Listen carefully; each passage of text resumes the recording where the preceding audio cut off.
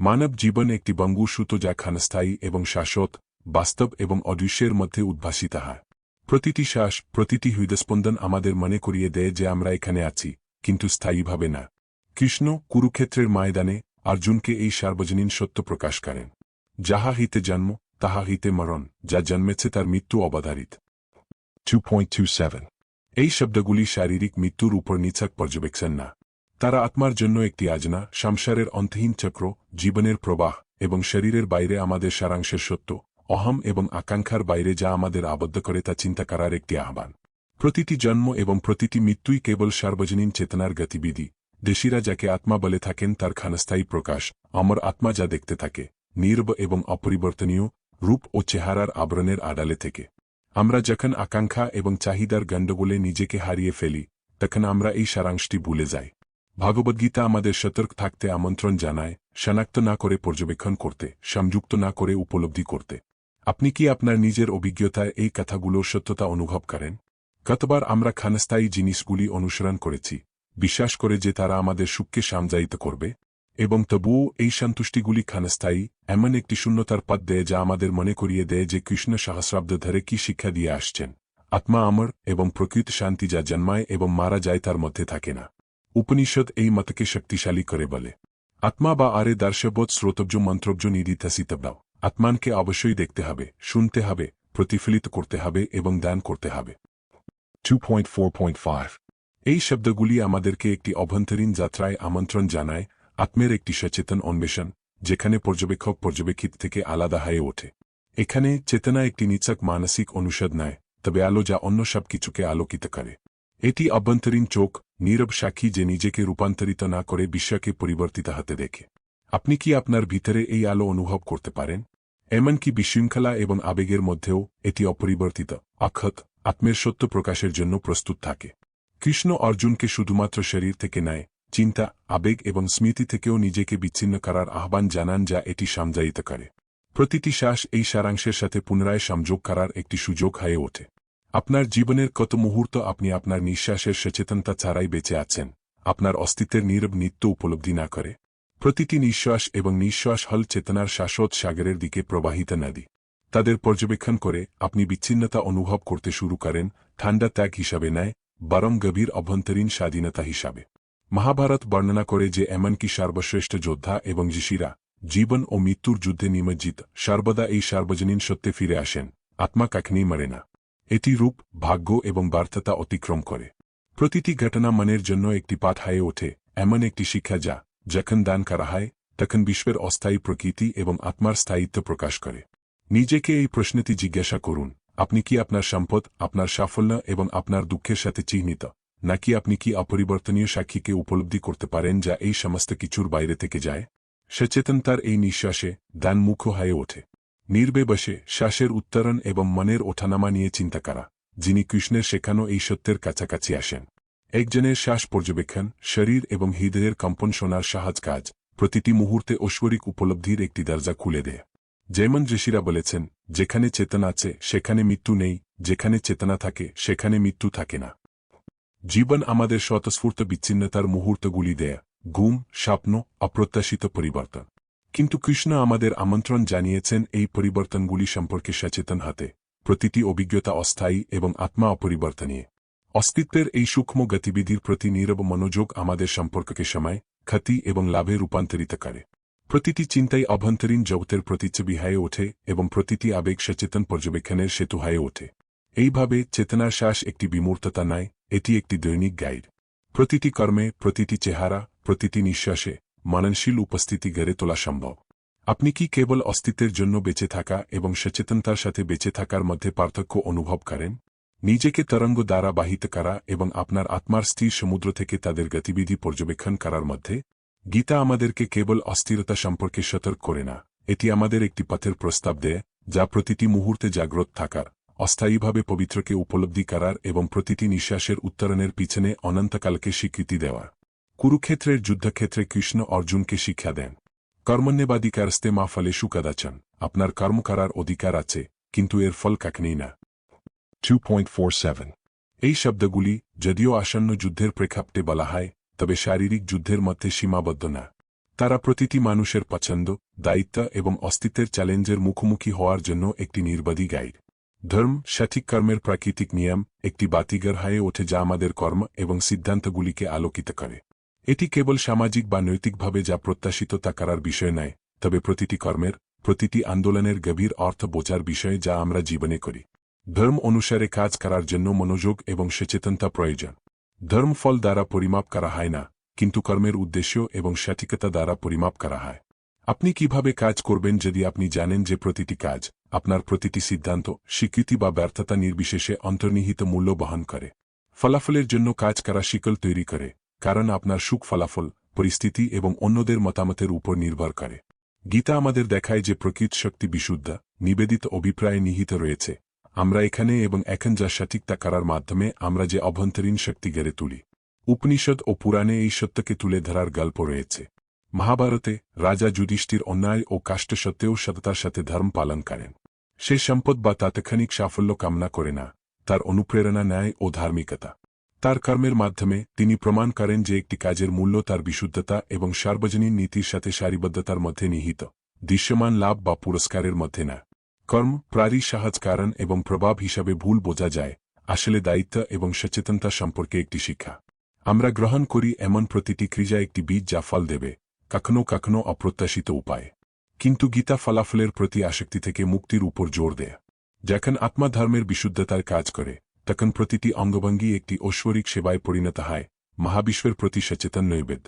এটি অভ্যন্তরীণ শৃঙ্খলা এবং বিচক্ষণতা গড়ে তোলার বিষয়ে যাতে ইচ্ছা বা ভয়ের দ্বারা আধিপত্য না হয়। আপনার জীবনকে একটি বাগান হিসাবে কল্পনা করুন। প্রতিটি কর্ম, প্রতিটি শব্দ, প্রতিটি চিন্তা একটি বীজ। আপনি যদি উদ্দেশ্য এবং মনোযোগ সহকারে রোপণ করেন, ফলাফলের প্রতি আবেশ ছাড়াই, সার্বজনীন আইন অনুসারে আপনার বাগান স্বাভাবিকভাবেই বৃদ্ধি পাবে। আপনি যদি শুধুমাত্র ফসলের প্রত্যাশায় কাজ করেন, আপনি অসন্তোষ এবং হতাশা তৈরি করেন, কারণ আপনি বাহ্যিক কারণগুলির উপর নির্ভরশীল যা আপনি নিয়ন্ত্রণ করতে পারবেন না। কৃষ্ণ আমাদের শেখায় যে প্রকৃত স্বাধীনতা নিহিত রয়েছে ভক্তি ও সচেতনতার সাথে বপন করার মধ্যে, এবং মহাবিশ্বকে এই বীজগুলিকে সঠিক সময়ে এবং সঠিক উপায়ে ফলতে রূপান্তরিত করার অনুমতি দেয়। ধর্ম কোনো বিমূর্ত ধারণা না। প্রতিটি কাজ, এমনকি সবচেয়ে সহজ, ধর্মের একটি কাজ হতে পারে। পিতামাতার সেবা করা, বন্ধুকে সাহায্য করা, সততার সাথে কাজ করা, সত্য ও সহানুভূতির সাথে কথা বলা, এই সমস্ত ক্রিয়াকলাপ যখন ফলাফলের প্রতি আসক্তি ছাড়াই সম্পাদিত হয়, তখন ধর্মের অভিব্যক্তি হয়ে ওঠে। ভগবদ্গীতা এই অভ্যন্তরীণ শৃঙ্খলার জন্য আহ্বান করে। লোভ বা ভাজ দ্বারা কলুষিত না হয়ে, ধার্মিকভাবে, ভারসাম্যের সাথে এবং বর্তমান মুহূর্তে পূর্ণ মনোযোগ দিয়ে কাজ করুন। কৃষ্ণ আরও শিক্ষা দেন যে বিচ্ছিন্ন কর্মেই মুক্তির মোক্ষ পথ। যে আত্মা বিচক্ষণতার সাথে কাজ করে, ধর্ম অনুসরণ করে এবং ফলের প্রতি আসক্তি ছাড়াই, কর্ম ও সংসারের চক্র অতিক্রম করে। প্রতিটি ক্রিয়া তখন জ্ঞানার্জনের দিকে একটি পদক্ষেপ, গতিতে একটি ধ্যান, সার্বজনীন সম্প্রীতির অভিব্যক্তিতে পরিণত হয়। এটি বস্তুগত অর্জন নয় যা সাফল্যকে সামঞ্জস্য করে, কিন্তু কর্মের অভ্যন্তরীণ গুণ এবং মহাজাগতিক আইনের সাথে এর অনুরণন। নিজেকে এই প্রশ্নটি করুন, আপনার দৈনন্দিন জীবনে আপনার কতগুলি কাজ ইচ্ছা, ভয় বা ফলাফলের প্রত্যাশা দ্বারা অনুপ্রাণিত হয়? কয়জন ধর্ম দ্বারা পরিচালিত হয়, ভালোর সচেতনতা দ্বারা এবং বিশুদ্ধ উদ্দেশ্য দ্বারা? গীতা আমাদের আমন্ত্রণ জানায় সততার সাথে নিজেদের পরীক্ষা করতে, অভ্যন্তরীণ সতর্কতা গড়ে তুলতে এবং প্রতিটি ক্রিয়াকে আধ্যাত্মিক রূপান্তরের সুযোগ করে দিতে। প্রকৃত শক্তি আমরা যা পাই তার মধ্যে নয়, বরং আমরা যা বপন করি, প্রতিটি কর্মের বিশুদ্ধতা এবং নিষ্ঠার মধ্যে। সুতরাং, ধর্ম ও কর্মের বিষয়ে কৃষ্ণের শিক্ষা নিছক দার্শনিক না। তারা সততা, ভারসাম্য এবং সচেতনতার সাথে বেঁচে থাকার জন্য ব্যবহারিক গাইড। তারা ফলাফলের দাস না হয়ে নিজের জীবনের নিয়ন্ত্রণ নেওয়ার আহ্বান। প্রতিটি মুহূর্ত, প্রতিটি কাজ, আপনার মন, হৃদয় এবং কর্মকে চিরন্তন সত্যের সাথে সারিবদ্ধ করার একটি সুযোগ হয়ে ওঠে। ধর্ম আমাদের শেখায় যে জীবন কেবল আমরা যা করি তা নয়, কিভাবে আমরা এটা করি এবং কি সচেতনতার সাথে আমরা আমাদের উদ্দেশ্য বহন করি। এমনকি পরীক্ষা, দ্বন্দ্ব এবং অনিশ্চয়তার মধ্যেও ধর্মের সাথে অভিনয় প্রতিটি অভিজ্ঞতাকে অভ্যন্তরীণ আলোর পথে, আত্মকে জাগ্রত করার এবং মহাবিশ্বের আইনের সাথে আপনার অস্তিত্বকে সামঞ্জস্য করার একটি হাতিয়ারে রূপান্তরিত করে। ভক্তি বা ভক্তি হল একটি নীরব শিক্ষা যা আত্মার গভীরে জ্বলে। এটি কঠোর নিয়ম দ্বারা শেখানো হয় না বা বাহ্যিক আচার দ্বারা আরোপিত হয় না। এটি হৃদয়ে জন্মগ্রহণ করে, সূক্ষ্ম, অবিচল, একটি আলোর মতো যা ভেতরের অন্ধকারকে ভেদ করে। কৃষ্ণ ভগবদ্গীতায় যারা তাদের জীবনকে বিশুদ্ধতার সাথে উৎসর্গ করতে চায় তাদের সাথে কথা বলেছেন। পত্রম পুষ্লান 9.26 এই কথাগুলো ভক্তির সরলতা ও গভীরতা প্রকাশ করে। ভক্তির জন্য মহান কর্ম বা অসাধারণ ত্যাগের প্রয়োজন হয় না। এটি আন্তরিকতার সাথে করা প্রতিটি অঙ্গভঙ্গি, সংবেদনা সহ কথিত প্রতিটি শব্দ, ভালোবাসার সাথে রাখা প্রতিটি ভাবনায় নিজেকে প্রকাশ করে। ছোট পাতা, নম্র অঙ্গভঙ্গি, সাধারণ নিবেদন ঐশ্বরিক একটি সেতু হয়ে ওঠে, সার্বজনীন আত্মার সাথে সরাসরি সংযোগ। আপনি কি সেই শক্তি অনুভব করেন যে দীপ্তিময় প্রবাহ হৃদয়ে প্রবাহিত হয় যখন কর্ম বিশুদ্ধতায়, প্রত্যাশা ছাড়া, হিসাব ছাড়াই হয়? সেই মুহূর্তে যখন বাইরের জগৎ বিলীন হয়ে যায় এবং ক্ষণিকের মধ্যে শুধু পবিত্র উপস্থিতি থেকে যায়? পুরাণ বলে যে এমনকি ভক্তদের মধ্যে সবচেয়ে নম্র ব্যক্তিও বিনিময়ে কিছু আশা না করেই তাদের প্রেম নিবেদন করে। ঈশ্বর তাদের নিজের এবং বিশ্বের জন্য আলোর বাহক, রূপান্তরের অনুঘটক হিসাবে দেখেন। রামায়ণে হনুমান এই বিশুদ্ধ ভক্তিকে মূর্ত করেছেন। রামের প্রতি তার ভক্তি খ্যাতি বা পুরস্কার দ্বারা অনুপ্রাণিত ছিল না, এটি ছিল পরম ভালোবাসার একটি কাজ, তার হৃদয় এবং মনের একটি ধ্রুবক প্রস্তাব। প্রতিটি অঙ্গভঙ্গি, প্রতিটি লড়াই, রামকে প্রদত্ত প্রতিটি সেবা, ভক্তির একটি নিখুঁত কাজ হিসাবে ঈশ্বর স্বাগত জানিয়েছেন। এইভাবে গীতা এবং হিন্দু মহাকাব্যগুলি শেখায় যে মহত্ব কর্মের আকারের মধ্যে নেয়, বরং উদ্দেশ্যের গভীরতা এবং হৃদয়ের আন্তরিকতায় নিহিত রয়েছে। ভক্ত অবিরাম উপস্থিতির একটি অবস্থায় বাস করেন, যেখানে প্রতিটি নিঃশ্বাস একটি প্রার্থনা, প্রতিটি দৃষ্টি একটি দানে পরিণত হতে পারে।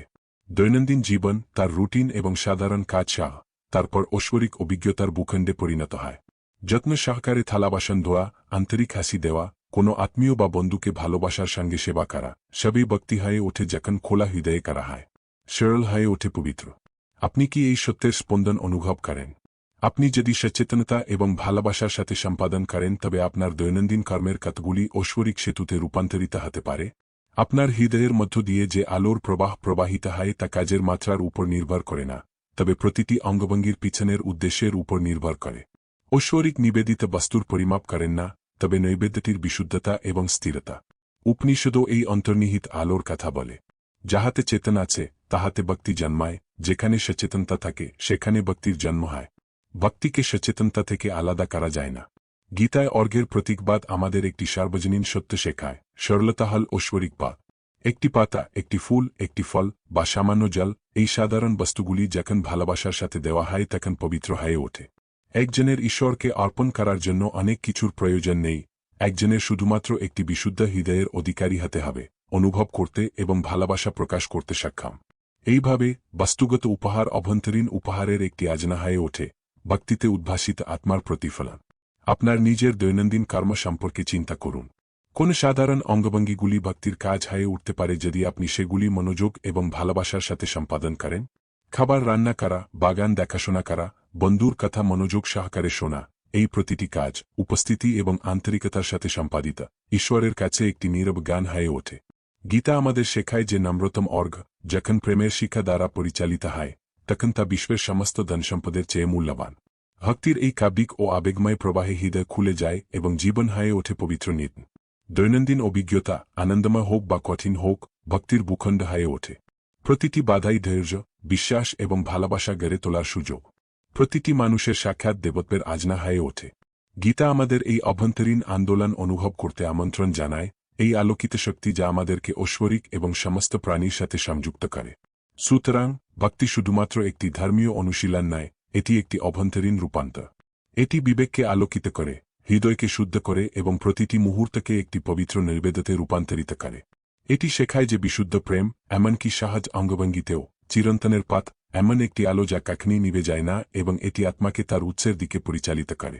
উপনিষদ শিক্ষা দেয়, আত্মা বা আরে দর্শবোধ শ্রোতব্য মন্ত্রব্য নিদিধ্যাসিতব্যাও। আত্মানকে অবশ্যই দেখতে হবে, শুনতে হবে, প্রতিফলিত করতে হবে এবং দান করতে হবে। 2.4.5 কৃষ্ণ অর্জুনকে পুনরাবৃত্তি করেন, প্রকৃত জ্ঞান বুঝে পাওয়া যায় না, কিন্তু সচেতন অভিজ্ঞতা। মুখোশ পরে গেলে আপনি কে? পৃথিবীর কোলাহল যখন ম্লান হয়ে যায় তখন কি থাকে? আপনি কি এই সারমর্মটি অন্বেষণ করছেন বা সমাজ আপনার উপর চাপিয়ে দেওয়া ভূমিকার কাছে বন্দী হয়ে আছেন? গীতা আমাদের গভীরভাবে পরীক্ষা করার, অভ্যন্তরীণ নির্বতা শুনতে এবং আত্মার চিরন্তন কণ্ঠস্বর শোনার আহ্বান জানা। কৃষ্ণ পরামর্শ দেন, যতই চিন্তা তোমার মনকে বিভ্রান্ত করুক, তুমি স্থির থাকো, যে চিন্তাই আপনার মনকে আন্দোলিত করে না কেন, স্থির থাকুন। মানুষের মন ঢেউ এবং চারের একটি অন্তহীন স্রোত, কিন্তু আত্মা হল এই এডিজের নিচে শান্ত সমুদ্র। আপনি কি লক্ষ্য করেছেন কিভাবে প্রতিটি অনিযন্ত্রিত চিন্তা আপনার বাস্তবতাকে আকার দেয়? বাহ্যিক বিশ্বে নয়, অভ্যন্তরীণ দ্বন্দ্বে কত যুদ্ধ হেরেছে। মনকে আয়ত্ত করা প্রতিটি চ্যালেঞ্জকে বৃদ্ধির সুযোগে রূপান্তরিত করার মূল চাবিকাঠি। প্রকৃত পথ হল সব কিছুর মধ্যে ঈশ্বরকে দেখা। সব জগতে মোর রূপ আছে, আমার ভক্তরা আমাকে চিনে, প্রত্যেক ব্রহ্মাণ্ডে আমার রূপ বিরাজমান, এবং যারা আমার প্রতি আত্মনিবেদন করে তারা আমাকে চিনতে পারে। 7.19 পৃথিবীর প্রতিটি আন্তরিক দৃষ্টি পবিত্রতার আজনা হয়ে ওঠে। আপনার সম্পর্ক, আপনার ক্রিয়াকলাপ, আপনার চিন্তাভাবনা সবই জাগরণের প্রবেশদ্বার। আপনি কি সহজে প্রতিদিনের মধ্যে ঈশ্বরকে উপলব্ধি করতে পারেন? জীবন তখন একটি জীবন্ত মন্দিরে পরিণত হয় এবং প্রতিটি মুহূর্ত একটি সচেতন দান।